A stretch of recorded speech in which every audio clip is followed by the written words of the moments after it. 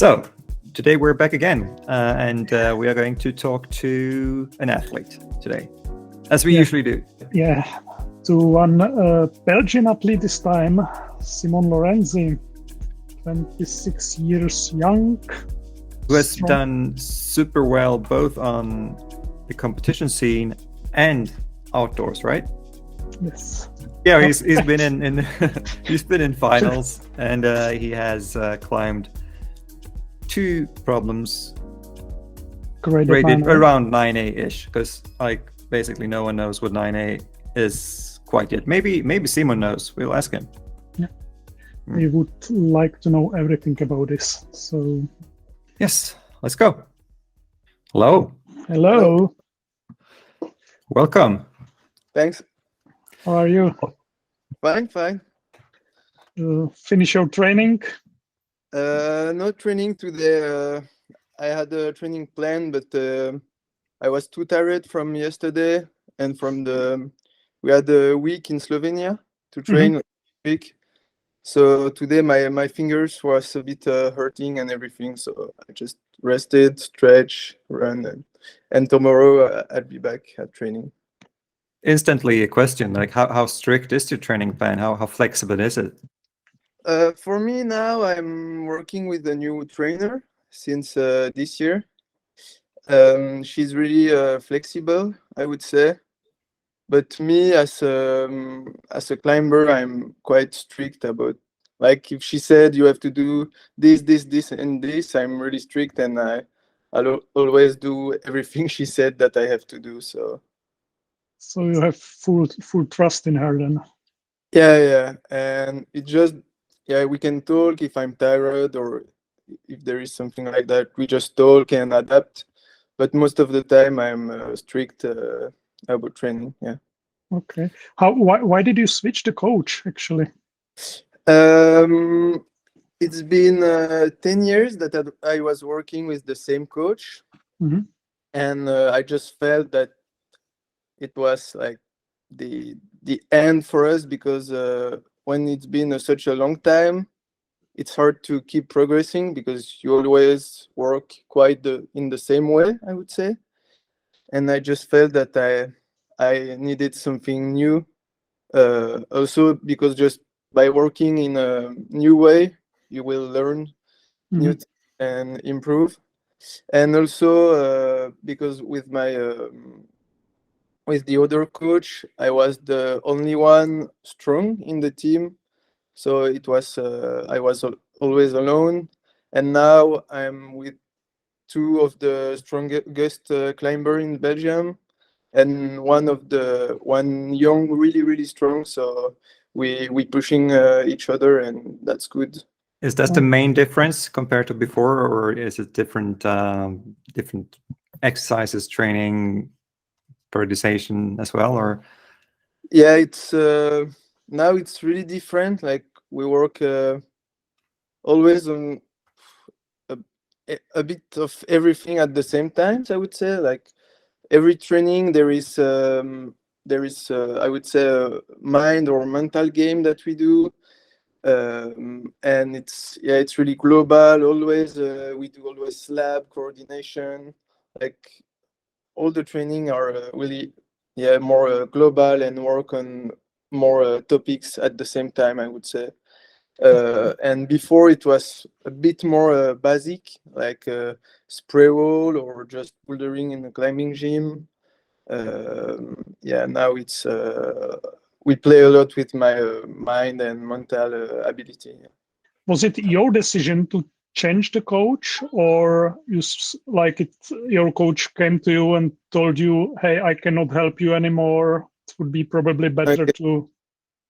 No, it was my own decision, because I look at the past season on comps, also the European Championship, and I felt that I had to change if I want to improve my results in competition. So I just talked to him, and everything went good with him, and now we're still friends. And I really wanted to to change, but with I would say be clean about the change, and to stay in good relationship with him. So, and this is what I did, and now it's just cool. Nice. So were you kind of nervous about this talk beforehand? Yeah. I was quite nervous. I sent him a message first because for me it was easier to just write down what my thoughts and everything. And at the end of the message, I cried because I was okay. Now this is the end, and it's been 10 years. We accomplished a lot together, so it was not easy, but yeah, I needed to do it. So it was necessary, right? Yeah. And how difficult it's find a new coach or the coach who you trust? In Belgium, there is not. We are a small country, so there is not that much possibility. And I just made my decision by. I wanted to have the coach that matched the best with my weakness. So I just went for her because I had maybe 2 coach in my mind to change, and I think I did the best decision, and yeah. And what is your weakness? I would say in competition it's more the mental game and like handle the pressure, and also sometimes my adaptability, because with the stress I can see all different beta and I'm just going too fast, and so I would say that's it. Yeah, to remain open still, like for Yeah. possibility. Yeah. And with the pressure, it's really hard to keep your mind open and see all the possibilities. And now we work a lot on that, and we do a lot of visualization exercise and all that stuff to progress. Yeah. It's funny you should mention like pressure as a weakness, since I think we all remember Innsbruck 2021 when you like climbed this problem in 12 seconds or something, like with super pressure, right? Yeah, but it's not the.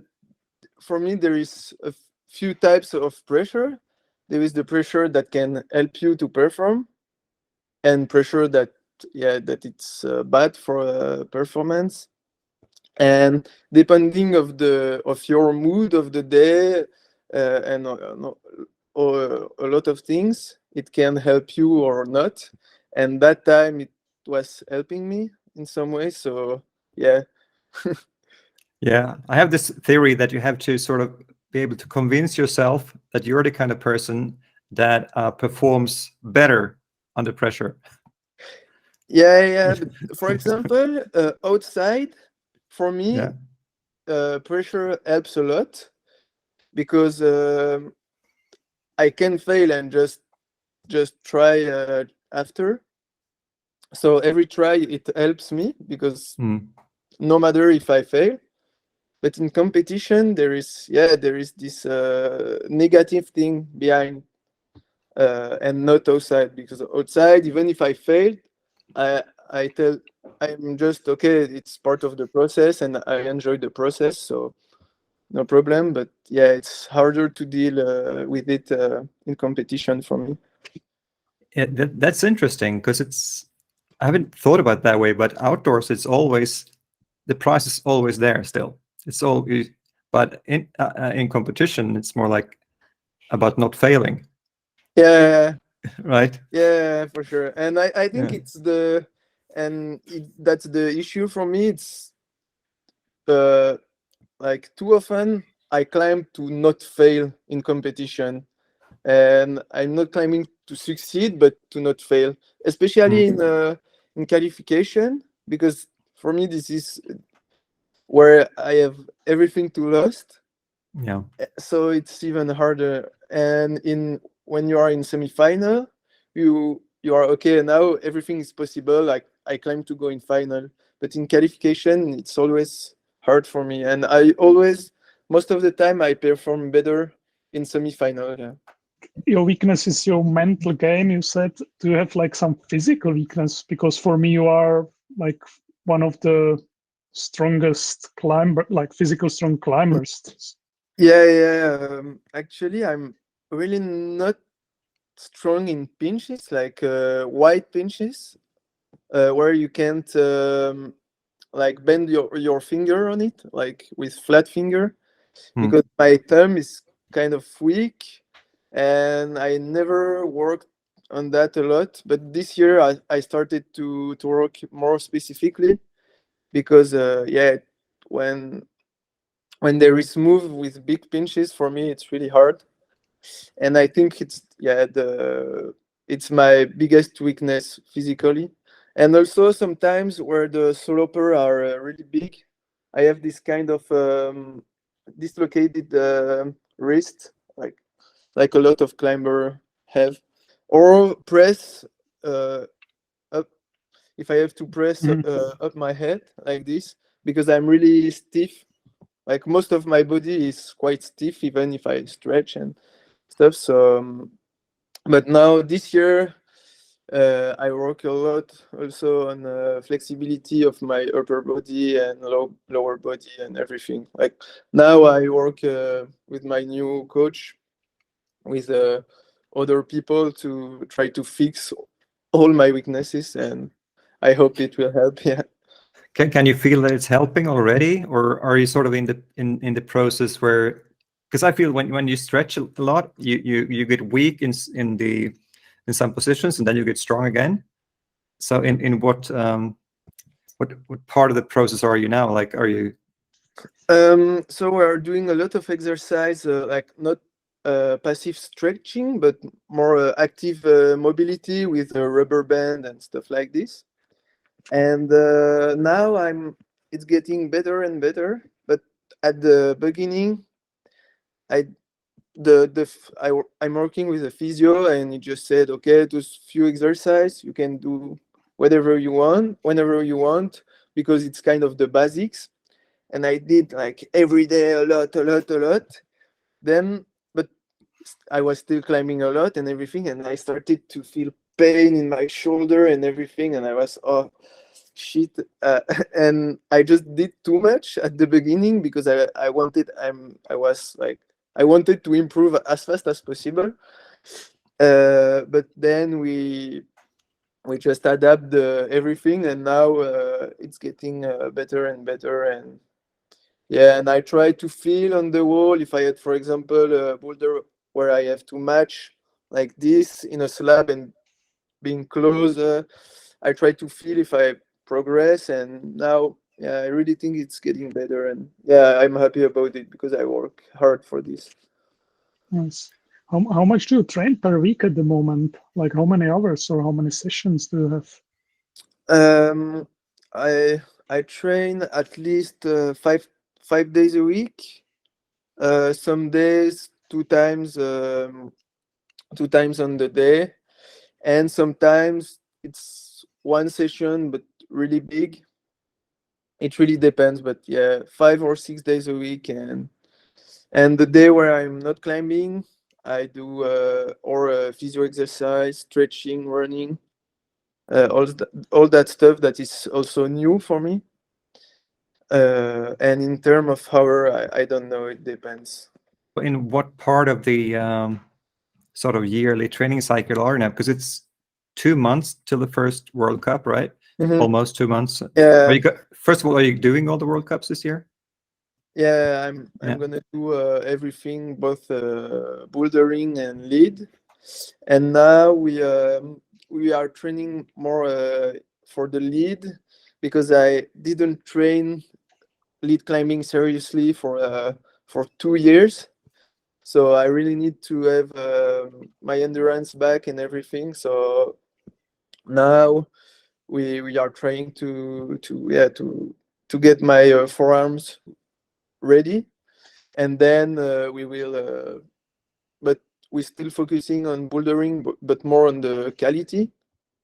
And then before the bouldering World Cup start, we will reduce the lead training, and increase the bouldering training. I think, yeah. But you had the Belgian championships just the other last week or something, right? Yeah, it was 2 weeks ago. Yeah. 2 weeks ago, yeah. Yeah. But you didn't train for that. No, the two last training I did before the Belgian championship was lead, and yeah.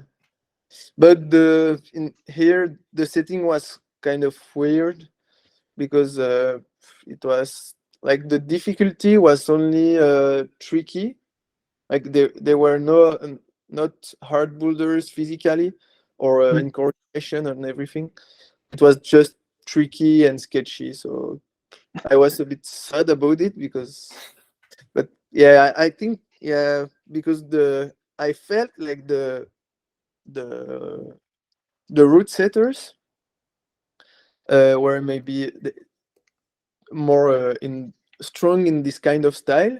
So for the men, they had to set in that style to put them to make them struggle.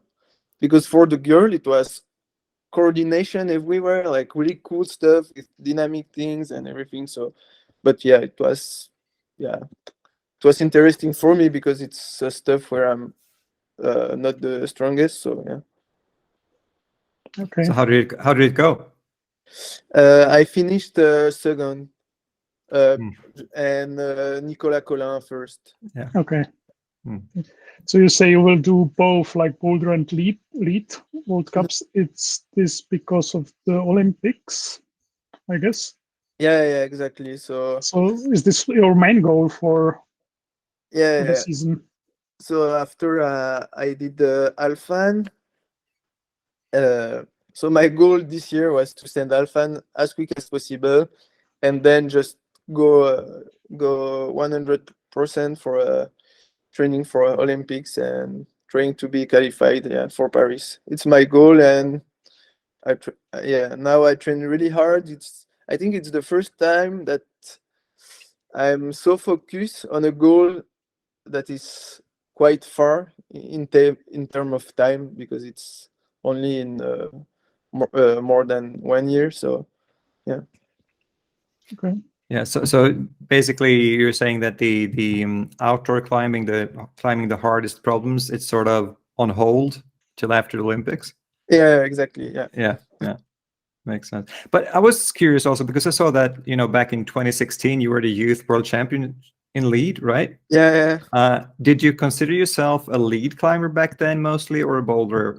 Or when did it change, or did it change at all?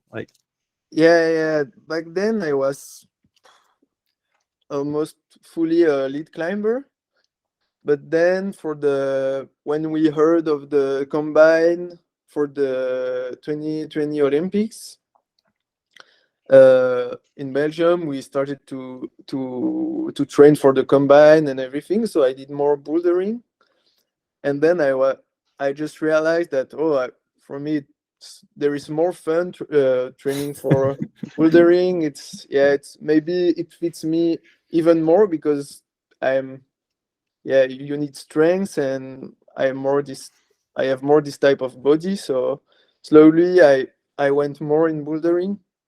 And now I do enjoy lead a lot, but it's just that the training is painful. So this is the hard thing about it. But I like both. But yeah, bouldering, it's just more fun for me.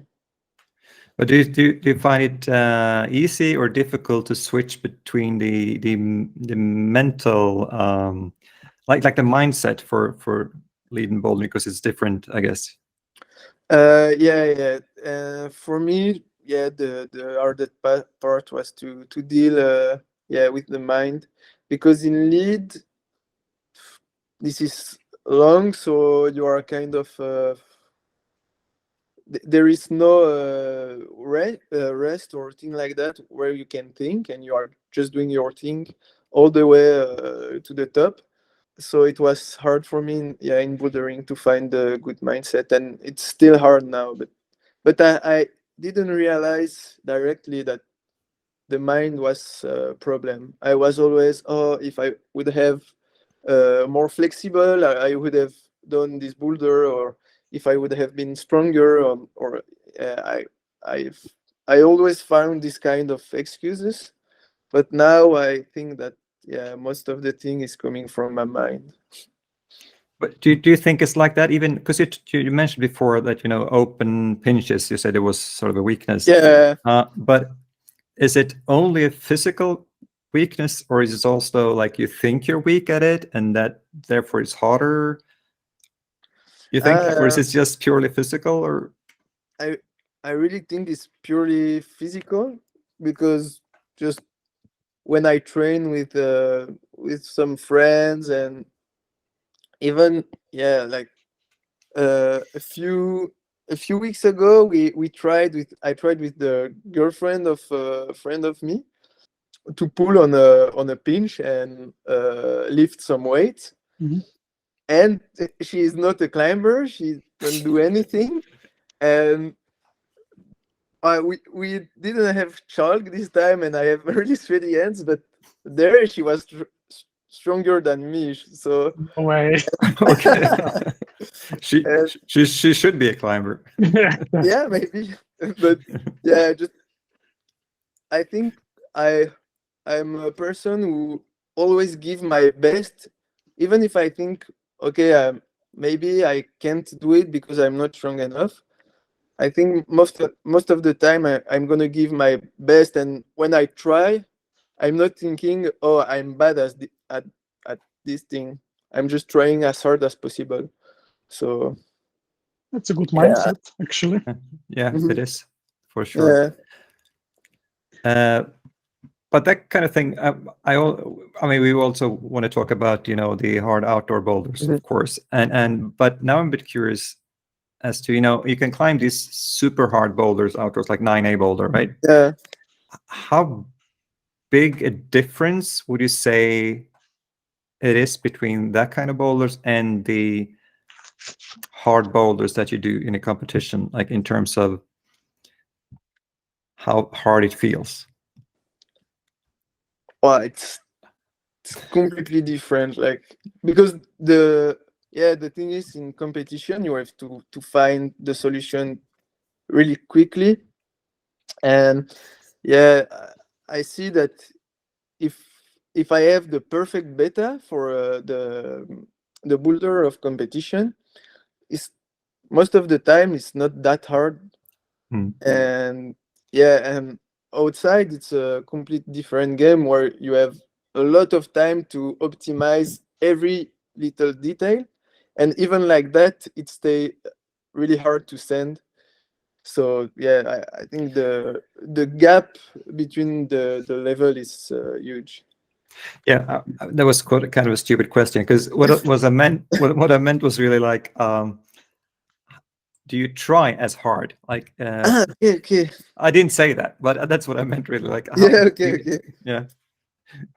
I think but it's different, but I think in competition I try even harder, because I don't know how hard I have to try to send the boulder. So I'm at 100% almost for every moves, because I want to be sure to not fall.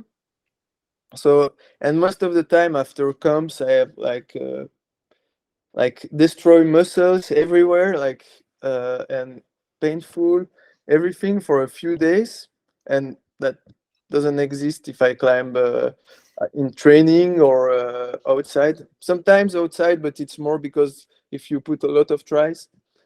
And outside it's more if I try to flash something hard, that this kind of thing happen.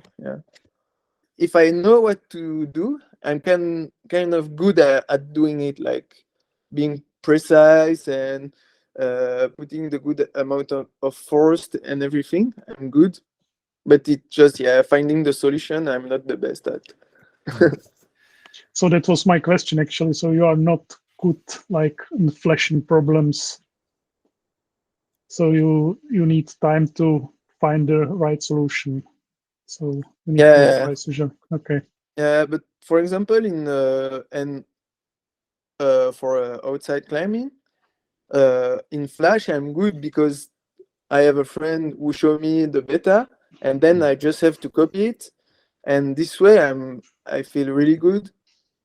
But yeah, if I have to find my own solution, yeah, especially with the pressure of the chrono and everything, yeah, for me it's hard. But we work on that, and I hope this year it will be better.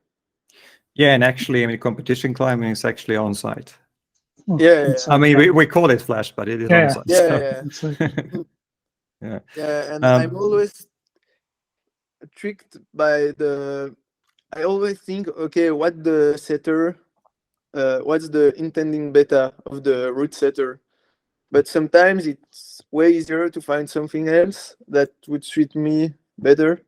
And yeah, sometimes often I fall in the trap that thinking, okay, what the setters want. So in the finals, if you discuss with the other guys the betas, do you like usually try to ask like follow the betas from the other people, or you try find your own betas?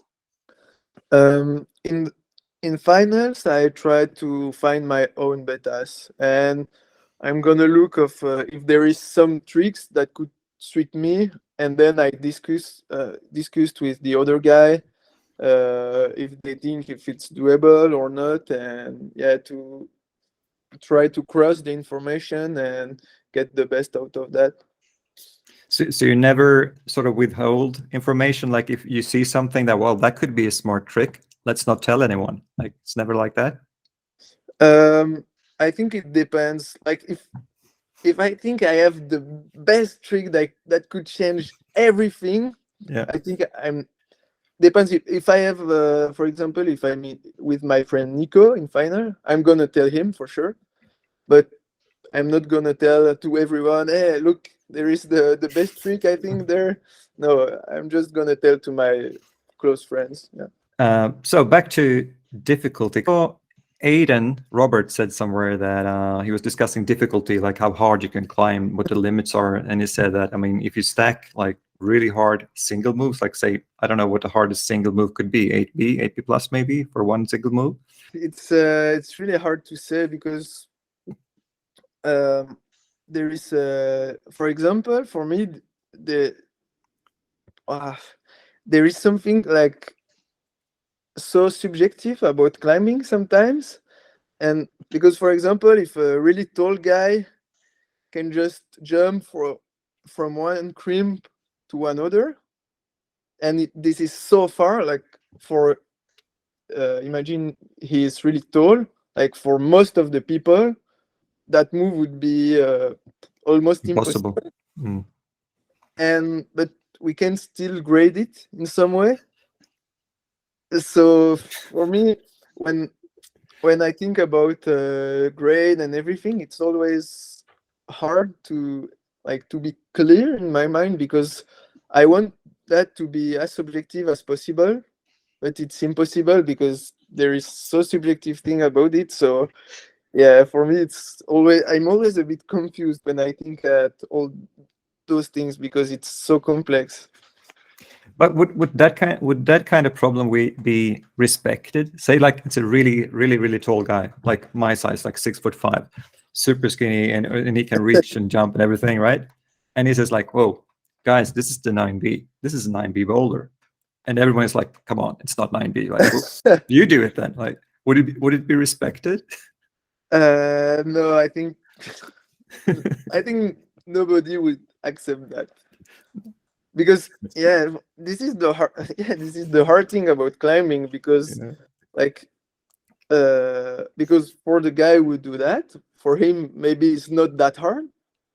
So in some way you cannot give a so high grade, but for everyone else it's almost impossible. So yes, for me this is like I think climber will discuss about grades and everything for forever, because there is no truth behind.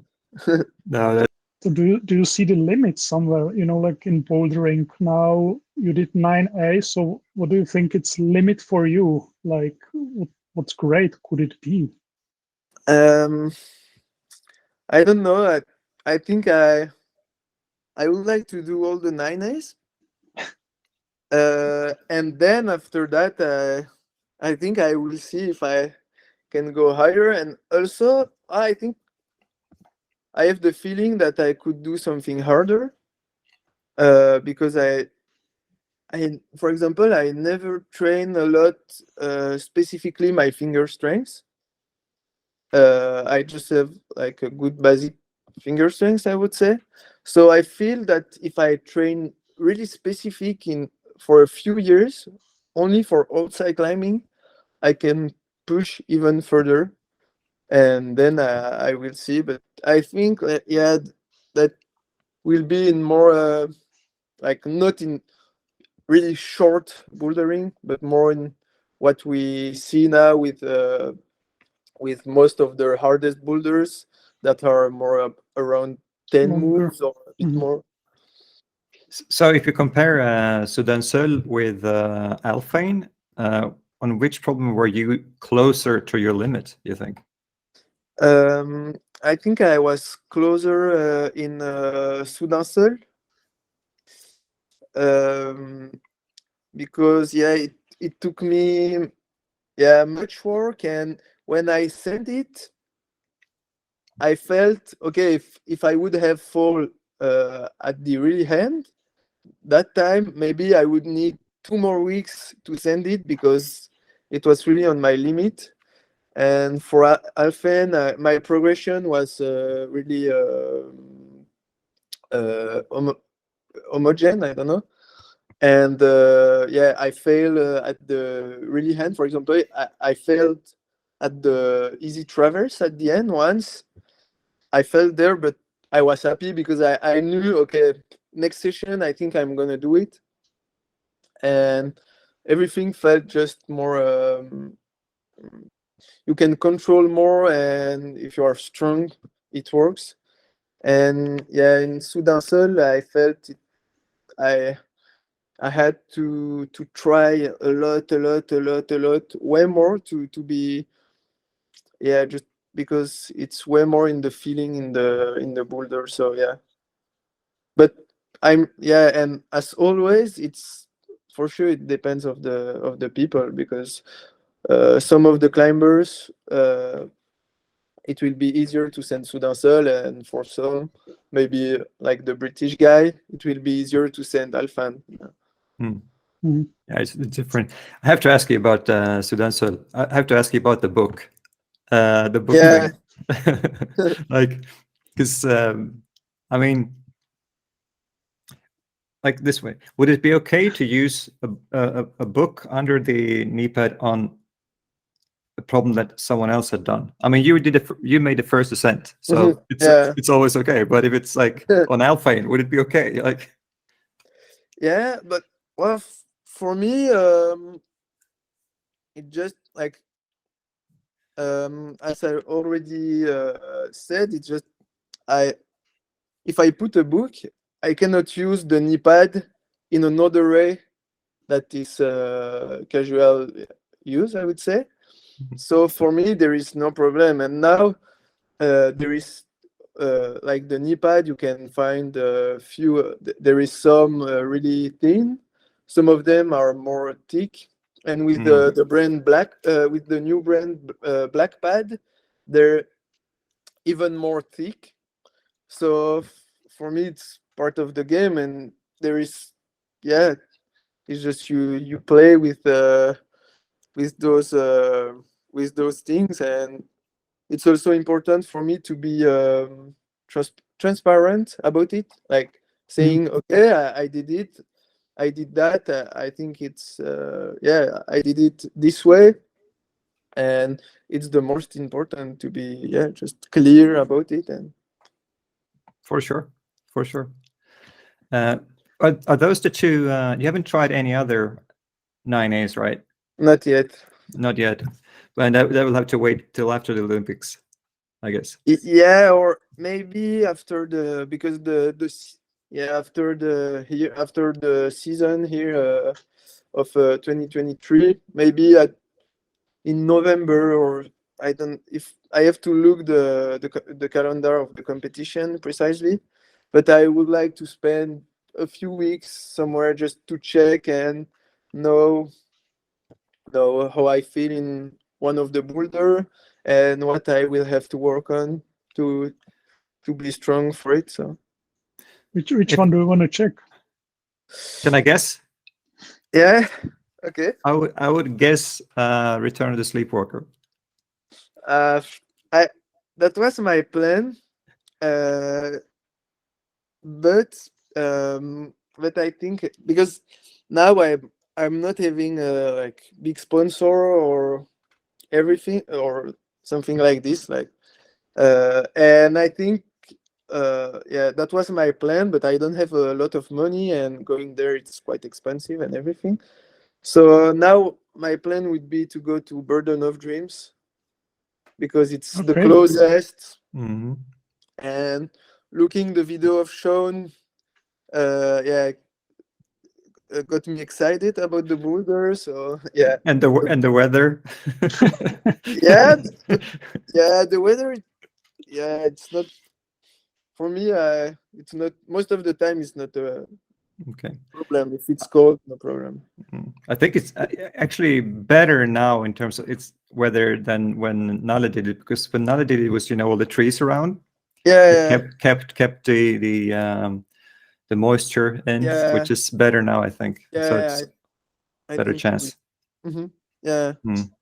So how important is actually outdoor bouldering for you? Is it something which you just like to do to find a balance with the competition, or is it, you know, like you want to focus now on competition and after Olympics or whatever on the outdoor bouldering? So for me, it's as important as the competition. It's just that I have those period where I climb outside for a project, and then there is the competition, and I'm someone who is always really focused about what I'm doing.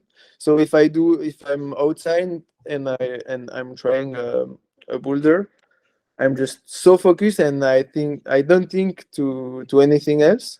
And then I'm training for competition, and I'm really focused, and I don't even want to go outside climbing. Okay. It's just like I switch my focus like completely. And yeah, after the Olympics, I would like to spend at least 1 year just for climbing outside, and yeah, trying all the nines and doing my best on outside bouldering. Yeah. So you don't see it as a training if you climb some hard boulders outdoor, or do you think it helps you for the competition, or not at all? It's completely different style, different. It's for me. It can help in my case for kind of my self-confidence, to feel okay. I'm really good, and yeah, I would say for that. And yeah, if you climb hard outside, just your finger strength is getting better. So in this way, it's always useful, I think. Right. What are your like hopes and expectations for this season, really? My goal would be to make finals. I think, yeah, make some finals in bouldering and lead would be already something really cool for me, and I think it's not an easy goal. And then for the World Championship, my goal would be to be top 10 or 8. I think it's really hard, but maybe it's possible. But yet, for example, taking the first 3 spot for the Olympics, yeah, I think I'm not strong enough now to make it, but it's climbing, so everything, it's always I feel that everything it's always possible, especially in bouldering. For lead, it's harder because there is not a lot of surprise. But Yeah, true. I will do my best, and now I hope that all the training I do will work, and I will see. So how does the qualification work? Actually, I haven't really wrapped my mind about that around that, because I mean, I know you have the 3 first spots in the World Championships, but there's also the qualification, European qualification, right, with the number of spots. And then there will be during the 2024 year, during the season, there will be a few qualification events, and I don't know how many places by event they will give. I'm not sure if the IFSC already said, but it will be like that. And to participate to those events, you have to be top 50 in combined. Top 50? Yeah. Okay. So being in the top 50, it's okay. So, yeah, I mean, as long as you make like decent results in bouldering, you're going to be top 50. Yeah, for sure. Interesting. But I want to know more about the outdoor boulder problems as well. I want to know more about the process, like the process of doing both. I'm going to call them 9A, both of them, because I mean, I guess none of the grades on them have really settled. Yeah, true. It's like 9As really. So the process of climbing Soudain Seul, how did it start, and how long did you work it together with whom? And same thing with Alphane. Yes. So for Soudain Seul, I went in Font in October. I was there I wanted to do Gecko Assi. Then I did Gecko Assi really quickly. I just tried 2 weeks before that. Then I went and I did at my first go that day. Then I was okay. I still have all the weekend. I want to try Big Island to have a big project. Then the day after, I went to Big Island, and I almost sent it that day. So at my first session, and I saw that was Nico Polorson was trying the seat start. Then the day after, I sent the Big Island, and in my mind, I was finally I sent it fast, and I feel it fits my style a lot in terms of length and everything. So I would say the idea was born. So I decided that after the European Championship, I would be back in Font and just try to do the first ascent. And my plan was to go all in for it. So from this moment, I went 2 weeks in Font. Then I tried a lot the beginning, because the beginning was hard for me, because I had to find this trick with the book and everything, because I have a short leg. Then it took me already 6 sessions to climb from the seat to Big Island. So it was already the biggest process I ever had on a boulder. How hard is this part actually? For me, it's like we between us we said like 8B, but it would be like for me personally, with my size, it would be the hardest 8B I've ever done. So and from that moment, I just, when I did the seat into the stand, I just started to work from the seat, and then it took me 21 more session, or 20 more session, or something like this. And at this time I had exams in Belgium, so I had to go back in Belgium, then went back to Font a few times, and when my exams was finished, I just said, okay, I stay in Fontainebleau till I'm doing the first ascent. And there I stayed for 3 weeks and trained only Soudain Seul for 3 weeks in a row, like only that boulder. And yeah, finally I did it after, I think, for 1.5 months. I did only that. Did you ever feel that? Did you feel that you're making progress all the time, or were you thinking like, "Whoa, this is never going to go"? Or like, you did that connection rather quickly, didn't you? Yeah. Were you disappointed that you couldn't stay longer? Yeah, it was. Yeah, I would have preferred that it would have a bit harder, because it's always this thing where if you send things fast, yeah, it's good because it's going fast and you feel strong, but at the end the reward is not as good as when you're struggle. But that one it's like one really hard move, right? Yeah. And then you get into the big island. Yeah. Is it difficult to put a grade on such a thing when you have, like, the big island was easy for you, right? You've done it so many times. Is it difficult to really assess how difficult that is when you have it so dialed? Yeah. It's unrepeated, right? No one's done it. No, and even the first move, nobody did it yet except me. Okay. So interesting. It must be a really hard move.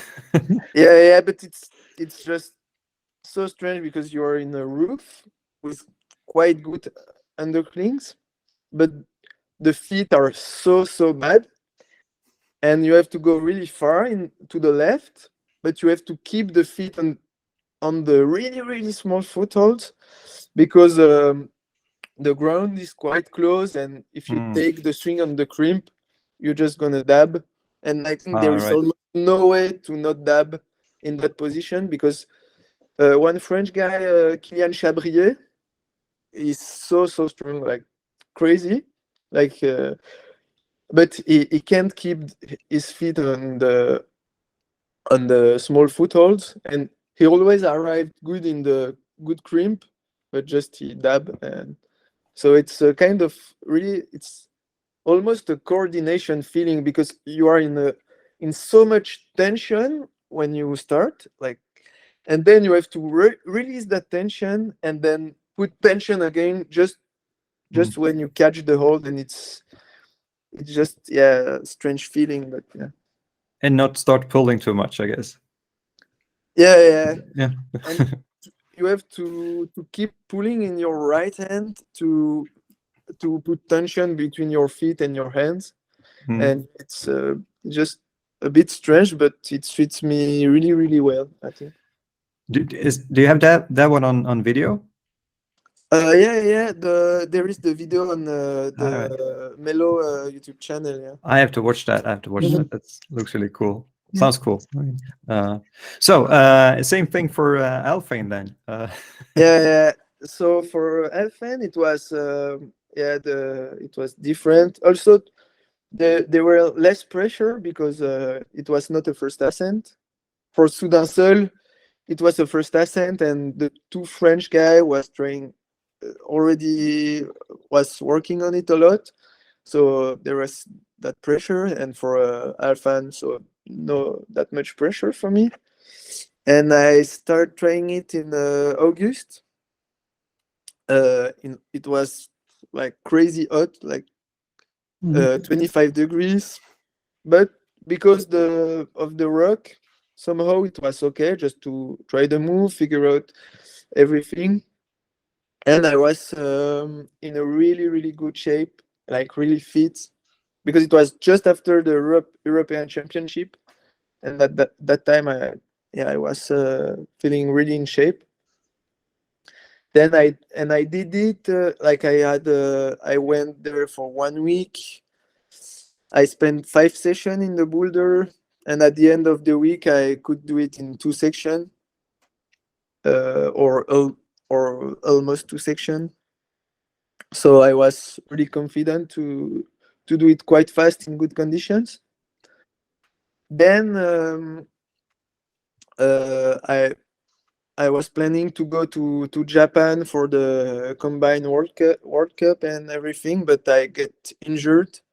So I had a strange injury in my right arm, kind of blocked nerve. So my arm was bent like this for 2 weeks because always I extended my arms. It was like there were an electrical pain very strong in my forearm, so it was really strange. So I could not train for 1 month. So sorry, how did it happen? The injury, like training or? I don't know. It started when we met in Magic Wood.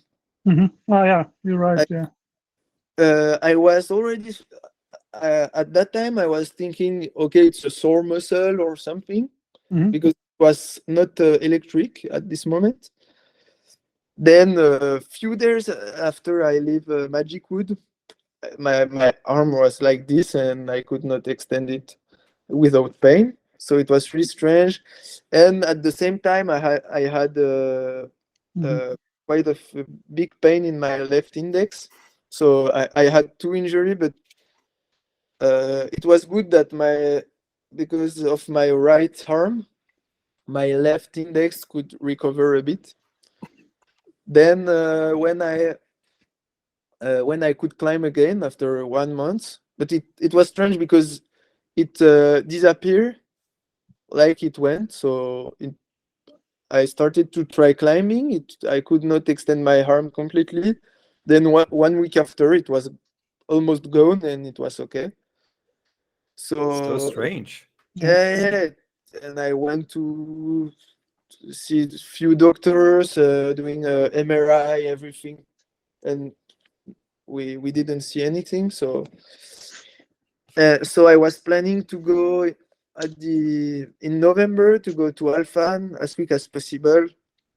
Then I saw Aidan did it, and it got me pretty excited. So I was, okay, I'm just go now. So maybe 1 day later, I drove to Kironico. Then I tried the boulder for 10 days, I think. But I struggled a lot with my skin because I put anti-hydral. Then I had but it was stupid because the weather was really dry. I had a big split in the middle of my finger, so I had always had to rest.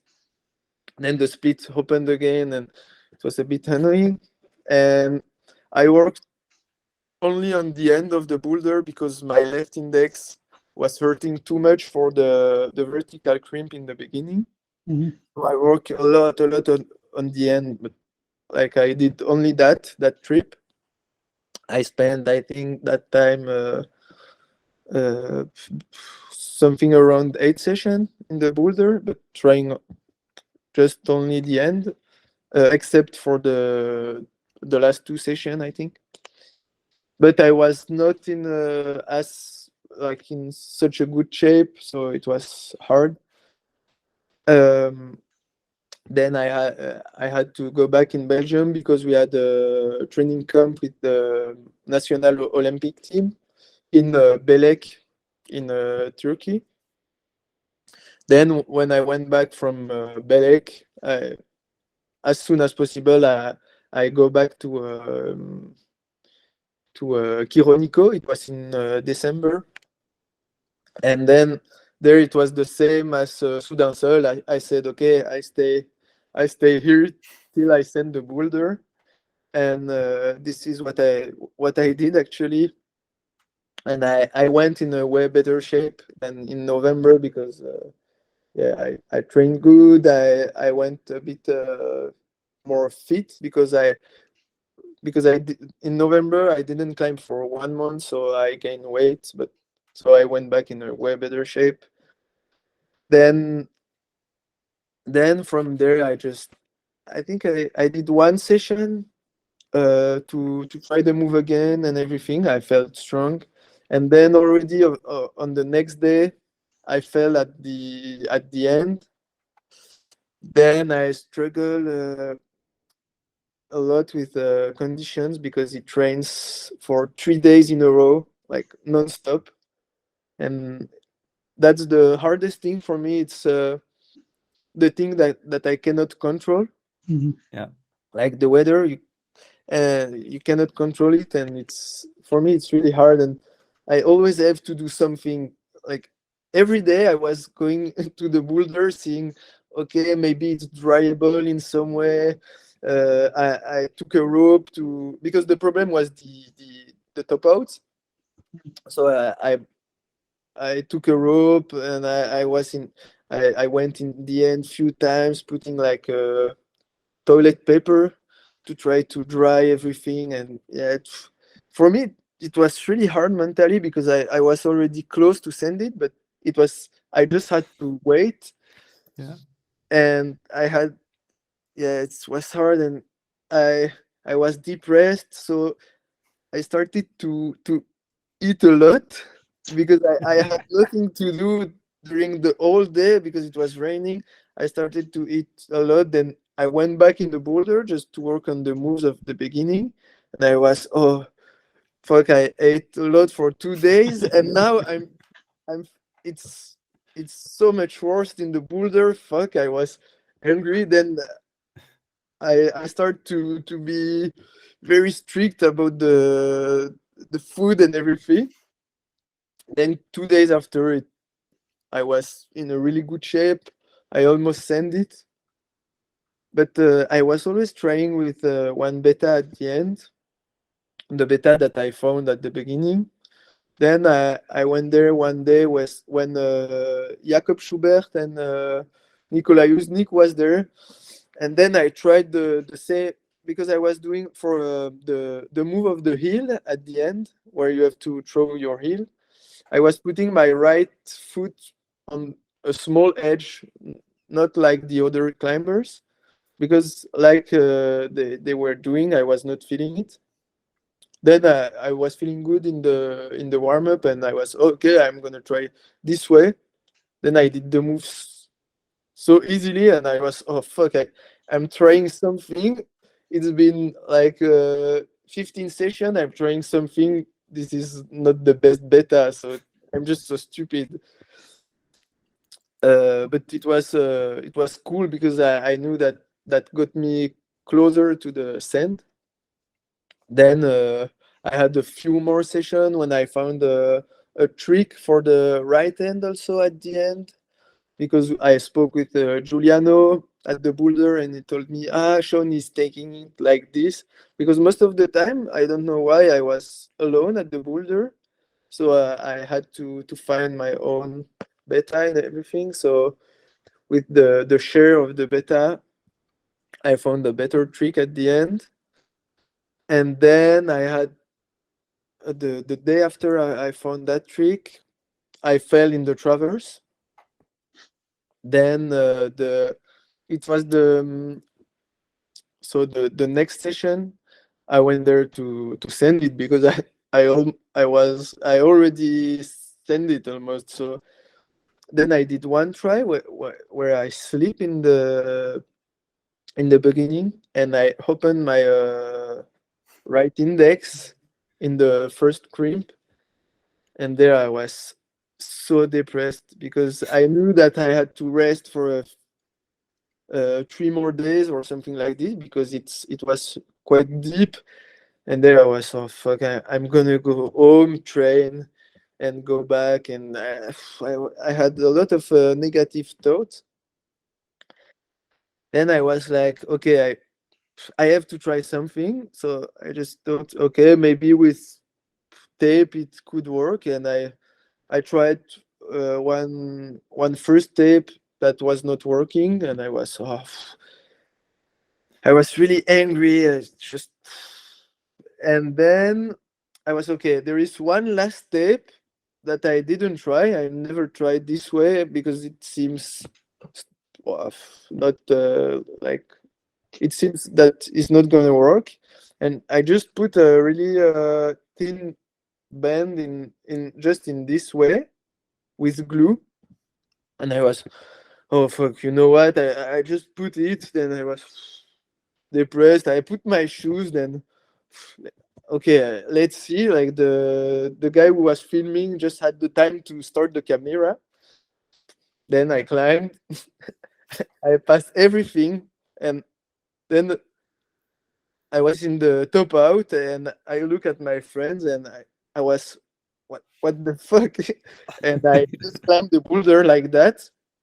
And I always need everything to be perfect, because I'm always like, oh no, this thing in the shoes or my skin is not perfect, and blah blah blah. And finally I did it with tape, because I had nothing else, like nothing to lose. I just climbed, and the tape was not a problem. And yeah, it was crazy.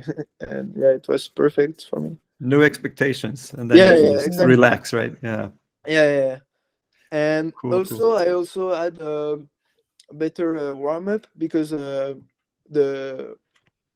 when I failed in the really hand, it was because my warm up was not perfect, because I got flash pumped. So that time my warm up was also better, and yeah. So yeah, it was it was just incredible for me to send it with tape, because yeah, I'm really I'm always so focused, because on everything, because when there is one little thing, it can be my shoes or my skin, I feel it, and it's hard for me to not get distracted. And here I just climb, and yeah. But that thing is the same thing in competitions, or is this only when you're trying to send something outdoors? It can be the case in competition, and that's that's a problem for me. And yeah, I'm working to be more focused on what I'm doing, and not the small details that could distract me. That's probably smart. Yeah. I But think it's like, it's not easy. yeah, easy to say and hard Yeah. to do. Hard to do. Yeah, for sure. We have some questions from Instagram Yeah. as well. And you've answered a lot of them already by just talking, but let's see, they're down here. I have one that I don't understand. So maybe you understand what it means. What were the benefits of climbing handed? What is hard to go back to normal? Had it something to do with your hand, your arm maybe? Or Yeah, I think he was. You have been climbing just one-handed, right? Yeah. Because of my injury, I climbed with one hand for 1 month, and I'm no- I don't know if now I still have progression from that, but at that moment I felt it was good, especially for coordination, because you Yeah. always have to switch feet like really fast to keep the good balance and everything. So in some ways, I think it can be a good training if you're like if you're doing it smart, but it's so much fun to climb with two hands that yeah. Also a question here, if there's, you sort of answered that, if there's footage of Alphane, but is that out? The video of Alphane? So it has been quite complicated, because for Soudain Seul, I was working with a guy to make a film and everything, and the film is finished, everything is finished, but just it's not released yet. But it was his first it's a photographer, and it was his first video project, so it took him a lot of time, and we didn't have any money to do it, so we had to do a crowdfunding. So it took a lot of time, and he had to learn all the logiciels, and he filmed way too much, because he was filming everything I was doing, so it took him a long time. And now there is a film of 55 minutes about Soudain Seul. Okay. But Cool. it was a bit complicated, and yeah, for me it was not an easy situation with him at the time. So, but he knew that I wanted to go in Alphane, and he really wanted to work with me for that. Then I have a sponsor. It's a gym in Brussels that gave us a bit of money to make it. So he came with me, and he when I went in this December, he filmed everything, and now the video is almost finished. It will be around 40 minutes, and I didn't see the full film finished, but I see most of it, and yeah, I think it will be really good, and I hope it's. I don't know how he want to release it, because I think he hoped to publish it in some festivals and stuff like that, but yeah, he's free to do what he want with it, because this is his work, and my work is to climb. So yeah, of course. Looking forward to seeing that. Yeah, for sure. For sure. Yeah, yeah, it would be cool that Soudain Seul will be released first, because it's been 2 years I sent it, and yeah, I think it's really good quality in terms of images and everything, and this is more the good thing for me is that there is the true story behind, with all the details and everything that there is in most of the film. You can't see that, and there is no and for me it's I think his work is really good, but now he has to release it.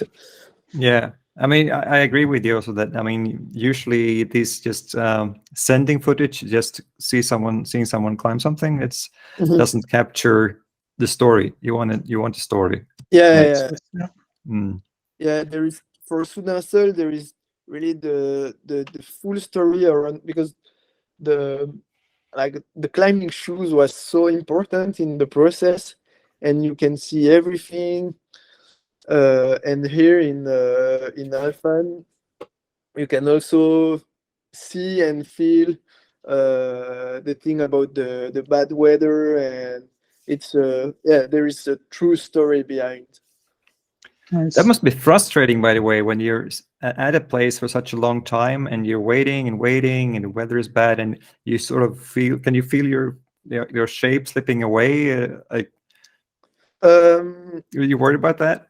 No, I'm not. No, I'm not stressed about that, because most of the time I feel I'm physically stronger than the boulder I try. Yeah. And if I'm just getting more used to it, and if I climb if I climb better in the boulder, more efficiently and everything, my shape can be a bit lower, and if I have every move are more dialed, it will be okay anyway, I think. It's mean you are still not on your limit. Yeah, true. Good. Cool.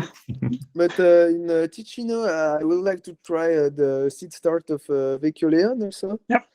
When I was there in November, I tried it a bit. The same day as Aidan sent it, and it felt really good. But I tried it in like the first move. I tried it in a dynamic way, like a jump, and if I would like to do it like this, even if it's not the easiest beta. There is but it's not now. It's not the true project that I have in my mind, like in the short term. But the right exit of Alphane would be pretty cool, because I think now it's a bit in the boulder that I know and that people know. That would be the next step, like harder than, I think, like nothing harder. Like if somebody do it, it would be the hardest boulder in the world right now. I think. I think the Giuliano trying it already, right? Yeah, he was trying it, and he wanted to be focused more on that one. Then finally, he's trying more Alphane now. I don't know. Would anyone dare to give anything the 9A+ grade right now? I don't know. For me, when I saw like the two British guy climbing in Alphane, I think that they're capable of doing 9A+ and announce that. But I don't know if that would be those guys or Sean. But I think in more of my generation, there will be 9A+. Because there is like few people that it seems that they really want to push, and that's a really good thing. And I hope we will see a 9A+ in the few years to come. Yeah, and maybe, who knows? We can't really know if there's already 9A+. Like, I mean, so I mean, Burden hasn't been repeated, or Return to Sleepwalker hasn't been repeated. Yeah. Like, who knows? You know. Yeah, it's difficult to say. Yeah, but I heard from Giuliano that he told me that Sean was really strong on Burden of Dreams, and there is a bit of a myth about Burden of Dreams. Myth, I don't know if it's the right word. And he told me that Sean was really strong in it, and it didn't feel it was so hard, like, and because I think in those boulders there is a thing which is really important, is that is it like workable easily or not? And for example, Alphane, you can go there like every days of the year and you can climb, and some people already tried it a lot. And for example, Burden of Dream hasn't been repeated yet, but nobody tried it really seriously. I think like few Japanese went there, but they Japanese, they have only 2 weeks of vacation per year. Then, and so it's hard to tell now, but that's very true. It's mostly shitty conditions as well. So I think that's a big part of the thing. Like, nobody spent a lot of time in it, and the few guys who went there, they were sometimes bad conditions. So we will see. And now people have the replicas up and working on them. This is crazy. I saw. I already see the post of William Bosey, and almost stuck the first move today. Did you try something like this in your, like, if you had a project, to replicate it indoor? No, I already for Soudain Seul, when I went back for 1 week because I had exams, I set in a spray wall just with the existing holds, just something in the same effort, like same amount of moves and a bit same compression style. But that's it. I never pushed the thing so far that they did with Burden of Dreams. But Burden of Dreams, I think it's one of it's easier because the boulder itself is a spray wall, like it's perfectly flat, only with hold, and there is no corner or thing like that. So I think that's a wrap. Yep. Yeah. It was cool to speak about all those things. That's super interesting for me with my English, but I think I did my best. Hope to see you on the circuit. Yeah, for sure we will meet if you prefer there. For sure, yeah. I'm doing all the season, so see you there, I guess. For sure. Cool. Thank you so much. So And, thank you so much, Simon, take and care. hope to see you soon. Yeah. Bye. Bye Bye. bye. Thanks.